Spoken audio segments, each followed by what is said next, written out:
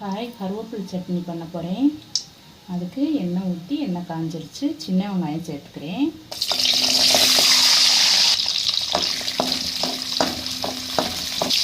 வெங்காயம் வதங்கிருச்சு. இப்போ மிளகா வத்தல் சேர்த்துக்கிறேன்.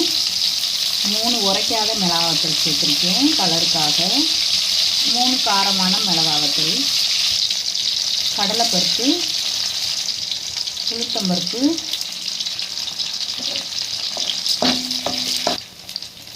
புளி சேர்த்துக்கிறேன்.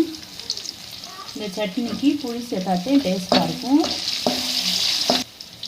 கருவேப்பிலை ஒரு கைப்பிடி அளவு சேர்த்துக்கிறேன். சேர்த்துட்டு நல்லா வதக்கி விட்டுக்கலாம். நல்லா வதங்கிருச்சு. இப்போ ஆறவும் உப்பு சேர்த்து அரைச்சி எடுத்துக்கலாம். சட்னியை அரைச்சி வேறு ஒரு பாத்திரத்தில் மாற்றியாச்சு. இப்போ தாளித்து கொட்டிக்கலாம். தாளித்து ஊற்றியாச்சு. இப்போ கருவேப்பிலை சட்னி தயாராகிடுச்சு. நீங்களும் இது மாதிரி பண்ணி பாருங்கள்.